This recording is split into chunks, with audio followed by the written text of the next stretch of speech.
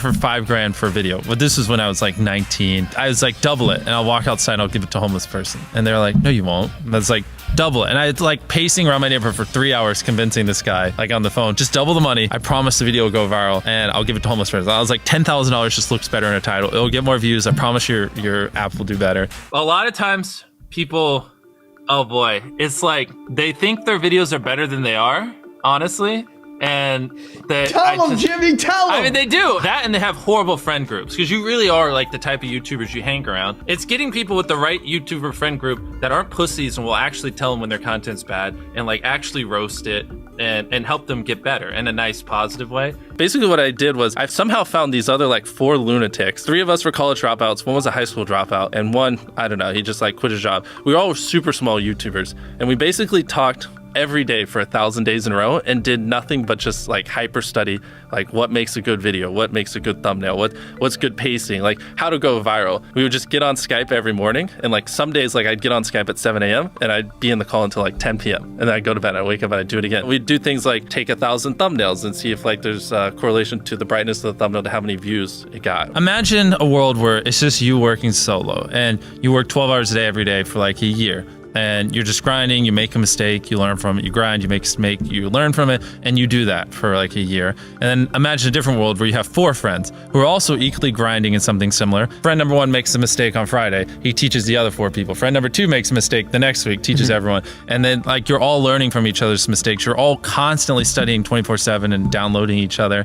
Like after a year, you're like 2 years ahead of the guy who was just solo. Do you frequently go that far out of your way to capture the thumbnail? Yeah, I mean, of course, everyone should. If people don't click, they don't watch. So you want to give them something to click. Something a lot of people forget is like unsuggested on phones, thumbnails are really fucking small. So like people are editing thumbnails full blown on their computer. And when you shrink it down, you can't see. We try to all around be above the rest. Anyone can clickbait, but do you actually like deliver on it? We say we put 100 million Orbeez in the backyard, we put 100 million Orbeez in the backyard. Your title and thumbnail set expectations. Like what you're saying is like, I like bananas. And what you need is bananas are the best goddamn food on the planet. Like that's the type of opinion you need. Like you need something like how to get 100 million views on YouTube, or not even that, that's not strong enough. You need something that makes people go, what the fuck? What the fuck did he say in that video? What the fuck?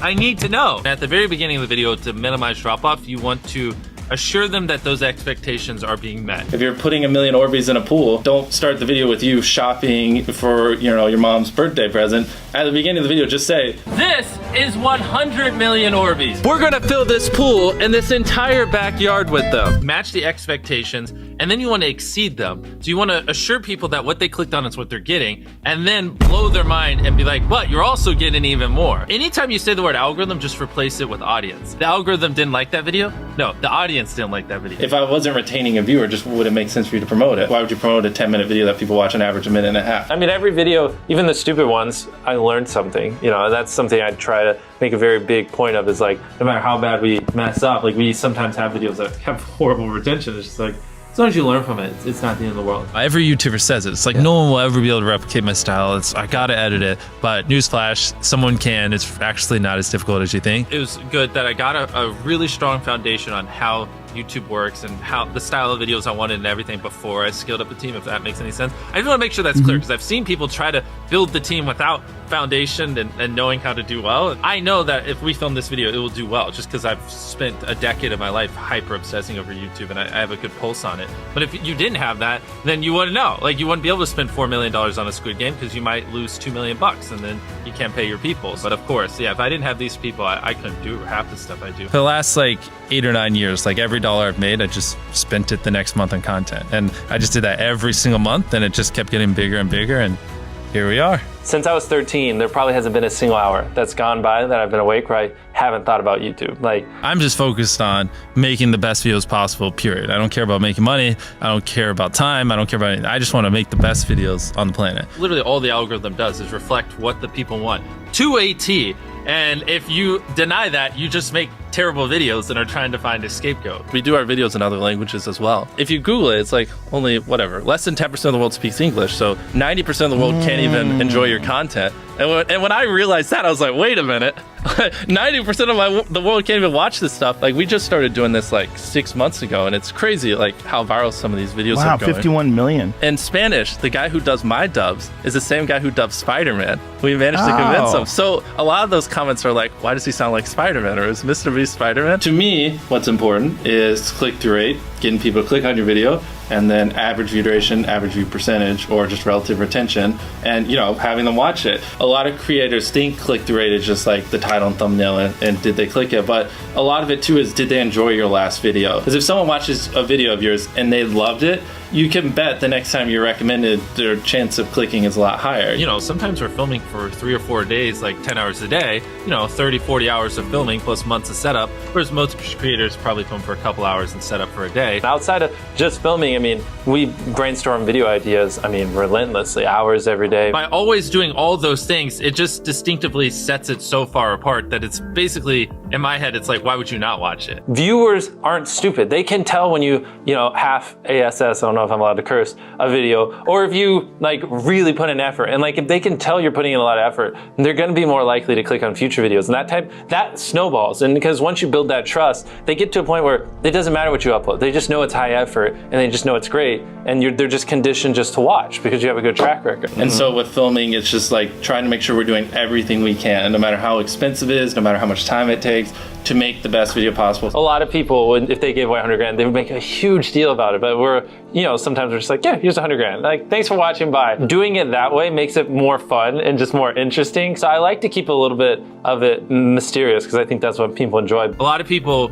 aren't willing to put in 10 hours days because they don't like what they're doing. So it's finding what they enjoy, because it is like a long grind. You're doing the for years, not months. So if you don't enjoy it, then you're gonna burn out. I just had the blessing of finding what I loved at a young age. So because to get to this level, it takes, a decade. Most people don't find what they love till their young 20s. So they'd be where I'm at in their 30s. I just lucked out and found it when I was really young. Living your life chasing a nicer car and a bigger and bigger box to live in is kind of a dumb way to go about life. I actually, funny enough, I lived in a super below average home. And I kind of learned why famous people don't live in below average homes, because someone broke in, stole everything I owned. So I had to get a little nicer house for security reasons. But before I was robbed, my place is a little duplex, $700 a month. You get a roommate, it's $360 a split. People think just because you go for views means you can't have fun, but you can pull views and you can have fun, which is what we purposely try to do. If you're not doing something that's just inherently fun to you, you're just quit. Just give up. You gotta at least semi-enjoy what you're doing, or you're gonna quit long before it gets to the point where it brings in money or whatever else could be driving you. So find what you love, and then I would just hyper obsess. Make sure no one doing what you're doing is doing it better. Make sure the videos are as good as possible. You can be motivated by more than one thing. I'm motivated because I want to support my mom and my family. I'm motivated because I want to employ my friends and help them. I'm motivated because I want to help other people. I'm motivated because I want to be a YouTuber. I feel like that's another misconception. You can have lots of things that drive you. Absolutely. Yeah. Absolutely. So there's just tons of stuff that drive me. And everything drives me to wanting to be a YouTuber, so I kind of obsess over it. For the people that are willing to be coachable, I would say just education. There is a lot of misinformation out there that people live and breathe by, the weirdest stuff. I gotta upload at midnight on Wednesdays or my videos don't do well. It's just dumb stuff like that just, they don't realize how badly they're handicapping themselves. Some minor tips I could give is if somehow you could have a payoff at the end, then more people are gonna watch to the end just to see what happened. Whichever one of these 456 people survives the longest wins 456 grand. Cut out all dull moments, try not to over-explain things. If the camera just sits on me and I'm just talking for 20 seconds, it doesn't hold retention as well as, maybe me talking and other footage popping up. It's much easier to get 5 million views on one video than 50,000 views on 100 videos. It takes way less effort to get 5 million views on one video. Back then, which I think small YouTubers should do, is I would reply to every single comment. And so I think a few people caught on that I would always reply. And so some people would just be like, I wonder how long it'll take for him to reply. So that was a lot of my comments when I was smaller, but at least it kept him coming back. In your analytics, and most of you probably know this, audience retention. You can see where people click off.